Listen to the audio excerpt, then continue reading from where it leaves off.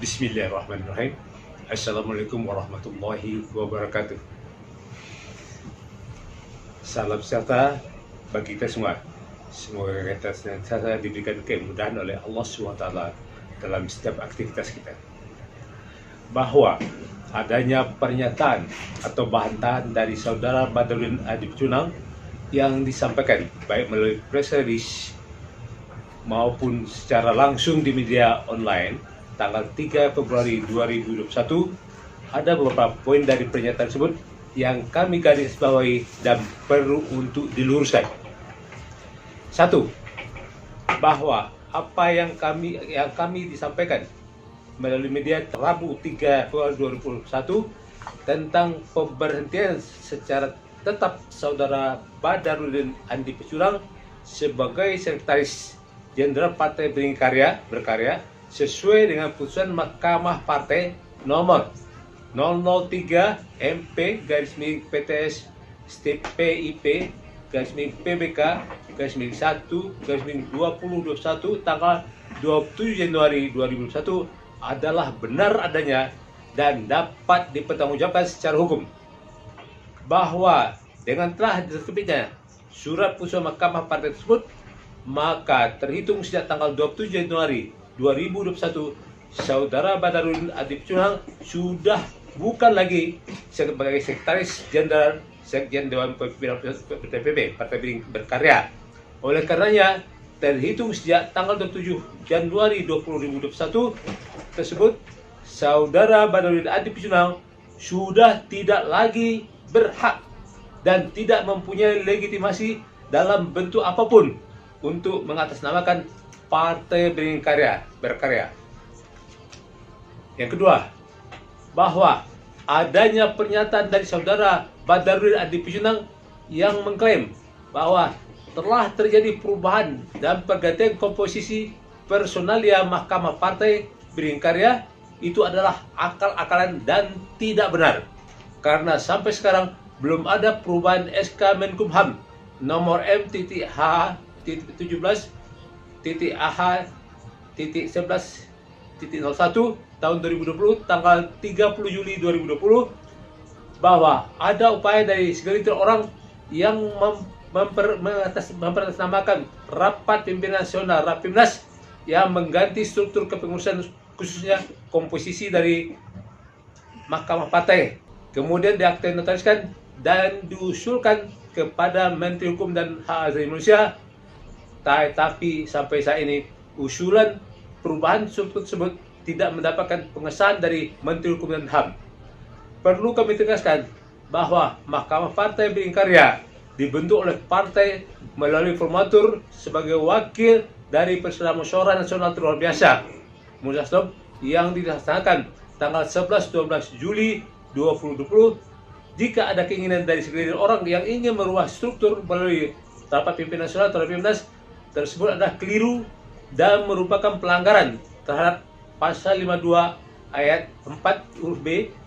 Rapat pimpinan nasional mempunyai wewenang mengambil keputusan selain yang menjadi wewenang musyawarah nasional Munas. Sementara itu, untuk menyusun, merubah anggaran dasar, anggaran rumah tangga dan struktur perusahaan adalah kewenangan musyawarah nasional Munas yang tertuang pada pasal 52 ayat 2 huruf B angka Romawi ya 1 sampai dengan 6 Romawi atau Musyawarah Nasional Luar Biasa Munaslup pasal 52 ayat 3 bahwa pernyataan Badrudin Adib Cunang pada poin 2 press release dan proses persidangan tidak boleh lepas dari kesekretariatan DPP.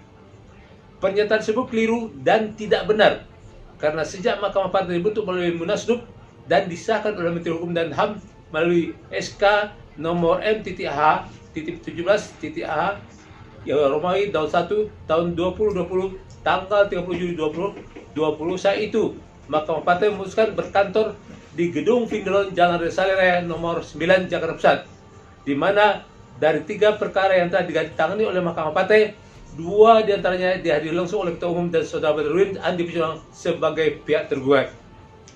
Bahwa pernyataan yang disampaikan oleh Saudara Badrudin Adib Cunang yang disampaikan dalam press release poin 3 tentang bahwa Undang-Undang Nomor 2 tahun 2011 atas perubahan Undang-Undang Nomor 2 tahun 2008 tentang parpol, bahwa partai diwakili oleh Ketua Umum dan Sekretaris Jenderal, atau sebutan lainnya adalah tidak benar dan sesat menyesatkan, karena hal tersebut sama sekali tidak diatur dalam Undang-Undang Nomor 2 tahun 2011 tentang perubahan atas Undang-Undang Nomor 2 tahun 2008 tentang partai politik. Oleh karenanya, pernyataan tersebut mengandung kebohongan dan dapat diperkarakan secara hukum berdasarkan Undang-Undang Nomor 11 tahun 2008 tentang informasi dan transaksi elektronik, Undang-Undang IT. Bahwa pernyataan yang disampaikan oleh Saudara Badarudin Andi Picunang adalah perselis poin 5, bahwa tindakan apapun yang mengatasnamakan partai tanpa sepengetahuan dan persetujuan Ketua Umum dan Sekretaris Jenderal adalah ilegal. Pernyataan tersebut adalah keliru dan tidak benar, karena Dewan Pimpinan Pusat DPP Partai Berdikari dikelola secara kolektif, hal mana diatur dalam pasal 30 ayat 1 Anggaran Dasar Rumah Tangga. Dewan Pimpinan Pusat adalah badan struktural pelaksana eksekutif tertinggi partai di tingkat nasional yang bersifat kolektif.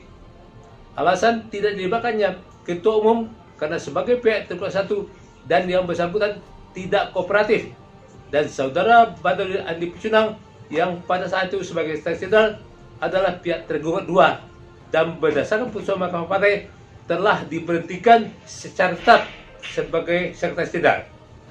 Bahwa rapat pleno yang dilaksanakan oleh Dewan Pimpinan Pusat Partai Berkarya sebagai tindak lanjut atas putusan Mahkamah Partai adalah sah karena telah disetujui dan ditangani oleh 19 dari 37